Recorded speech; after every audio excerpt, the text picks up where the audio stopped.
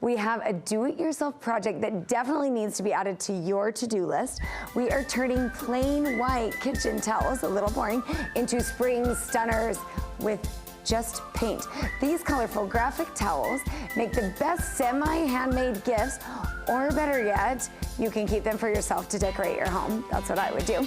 Artist Natalie Malan loves to draw, paint, and design, and she's combined all three talents to create these beautiful projects for spring. Okay, Natalie, you are obviously a gifted artist, so I want you to tell me that the rest of us can pull this off. You can. It's easy. Your kids can do it too. You're gonna have to prove this. Have done it also, and they're very excited about it. And most of this you can do with things you already have. Okay, things that you already have in the house. So show me what you brought in today, because I'm loving the colors, so pretty. Maybe we can start on this side. We'll start up here. So these are flour sack towels. They're just these towels like this. You need to wash it and dry it once you get the towel before you start the project, because they have sizing on it and that needs to go. Okay. So you don't want any of that what is sizing? Sizing's like a chemical that makes it like flat and like look crisp and pretty in the store. Okay, so you need to wash make sure that to wash out it first, because it can kind of repel your paint. So wash it, dry it, you're ready to go. And it looks just like this when it comes out of the dryer. And you called it a flour sack towel. Flour sack towel. Okay. They're really inexpensive. I got a pack of like 5 for, I mean, they're maybe $1 a towel. Okay, perfect. They're great. So it's a good project. If you mess up on one, just throw it away. It's not a big deal. So the only thing I actually had to go and purchase was this right here. And this is a tintable fabric medium. Okay. And what that means is that when you take this and shake it up, this makes acrylic paint, which I already had a whole bunch of acrylic paint at home. There's a whole bunch of different kinds, toll paint, all of that stuff you can use for these towels. So what you do, you shake these up too, or at least I always shake mine up because they're always separated a little bit.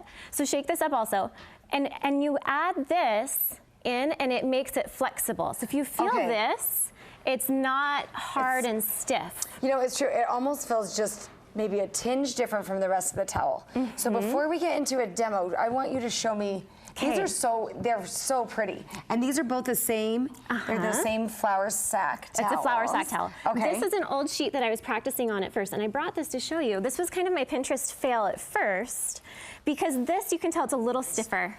So can you feel how much more paint is on there? Yes. That's when I was brushing the paint on with a brush, and it doesn't really want to settle into the canvas, into the fabric with a brush. So I was putting a lot and just brushing and brushing and brushing, and then it gets a little boardy. So what I discovered was if you use a potato, you can make a stamp, and the moisture on the potato and the stamping makes you use less paint, and it makes it a lot less stiff. So where have you used these? Where in your home, or where have you used these? I've used them so many different places. I've used them in my bread basket. I use them to keep my rolls warm. We have these little ceramic dishes that you can microwave, and they keep your rolls warm inside. So I put them on top because it's pretty to have a nice towel, right? Like Thanksgiving, or you know, centerpieces on your table. I was running into someone at the store when I was buying all this stuff, and she was doing a wedding. She's like, that'd be so pretty under the flowers. You know, it does make such a difference just looking at these pics. I mean, it is amazing. This pop of color, and especially you've added some fringe on some of these, which is so fun. It really makes it pop. My daughter claimed it for a baby blanket. My other daughter was wearing one as a cape running around the house, because they're a nice good size for play silks and for kids to play with, but they're still cute. Oh, I love it. And then you also brought in another project that outside of the towels,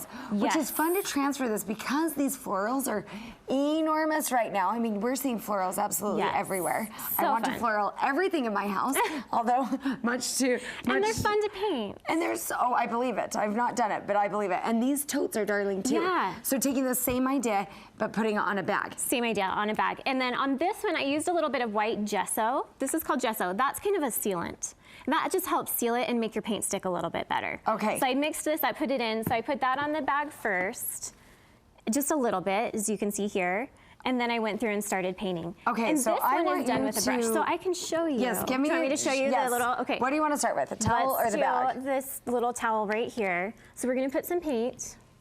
And it's 1 to 2 is the ratio. And you said, okay, so 1 to 2, and it's definitely acrylic paint. It's acrylic paint. So, you know, be careful when you're doing this, wear an apron or something, because it's not going to wash out. Come out. Okay? Obviously. Because it's fabric paint. Wash out because this is going on towels, right? It's not going to. So I just cut a potato, and then I drew on, I don't know if you can see this little shape. It's not really a diamond. It's just a little leaf shape. Okay, well, yeah, like it look. Good. And then you cut it out, and then take your knife and cut these parts away so that you can see where you're going to be stamping. And then you just want to mix up your paint. We're going to mix this up right here. And I like to brush it on. I feel like I had more control, and then I can also do 2 colors. Brush it onto the potato, Brush it not onto the potato. towel. Okay. Yep, onto the potato. You can brush it on the towel too, but it will make it a lot stiffer. Yeah. So if you're making a tote bag or something, it's totally okay. Because I feel like a tote bag's But if you're doing right. something where you want to kind of be have it soft to the touch and not so crisp, exactly. then you're So doing that. Okay. Then I just brush it onto the potato. And I like to use, these colors aren't very contrasty, but I like to use 2 different colors. Okay. And just kind of brush them on. And So then you're just saying stamp 2 colors on the potato at once? At one time, yep. Great. And then you just take it and stamp it. Just like that. Okay. Again, I picked a bad color to see, but I want to show you It's one okay, it's a more really trick pretty almond too. shape. Yeah, Yes, it's a good almond love it. shape. It is a So pretty leaf shape. another good trick is if you have a disappearing ink pen, this is such a great tool to have. There's 2 sides on this. One you have to wash out. The other one, it just disappears over time. Okay. So when I was doing these, if you're not comfortable with what design you want, you can go and just draw out ahead of time all of your leaf shapes and just kind of plan what you're gonna do. You can make a little flower, and all of these marks are gonna go away. Okay, this is amazing.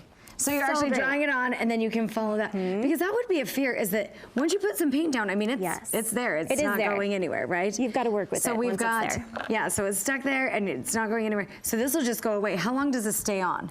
You know, I did this in the evening, and it was gone by the morning.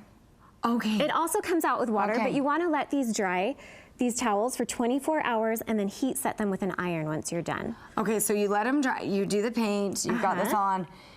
You let them dry for 24 hours, and then heat set them with an iron. Heat set them with an Can iron. you wash them? Yes, you can. Oh, this is glorious. Yes. So afterwards, you can wash them and dry them, and you should be fine. Okay, that's amazing. And yeah, they're so fun to touch, and they are so beautiful. Tell us about your classes.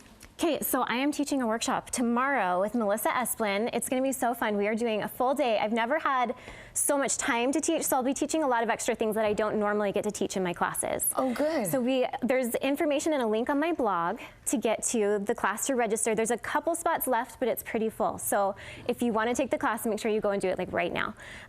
We'll have 3 hours of painting, and then we'll have 3 hours of pointed pen, calligraphy. Okay, excellent. That sounds great. Thanks so much.